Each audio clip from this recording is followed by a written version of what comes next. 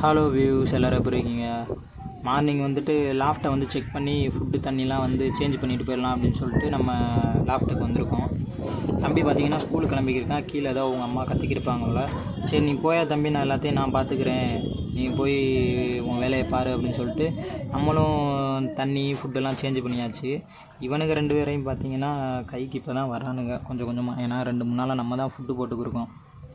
Food போட்டு நம்ம பார்த்துக்கிறனால இப்போ தான் கொஞ்சம் கொஞ்சமாக கைக்கு வரானுங்க. ஆனால் பயந்து தான் வரானுங்க. அதிகமாக என்ன தான் ஃபுட்டு கிடந்தாலும் அதில் பொட்டுக்கல்ல மட்டும் தனியாக புறக்கி தான் சாப்பிடுவானுங்க அவனுங்க. அந்த பறந்துட்டான். இனி போக போக நம்ம கைக்கு வந்துடுவானுங்க, ஒன்றும் பிரச்சனை இல்லை.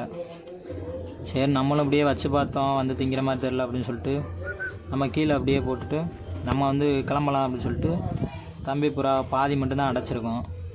மீதியெல்லாம் அந்த மேலே ஓட்டு மேலே நிற்கிறானுங்க.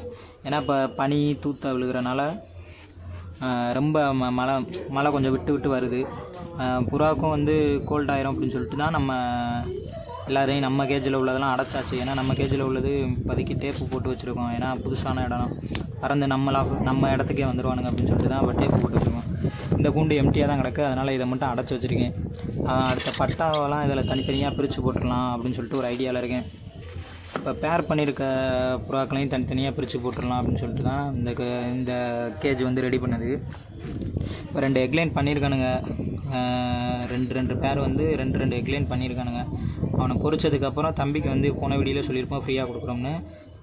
எக்லைன் பண்ணி முடிக்கட்டும், பார்க்கலாம் அடுத்த வீடியோவில். நம்ம சேனலை ஃபாலோ பண்ணி லைக் பண்ணிட்டு பண்ணுங்கள் ஃப்ரெண்ட்ஸ். Bye bye.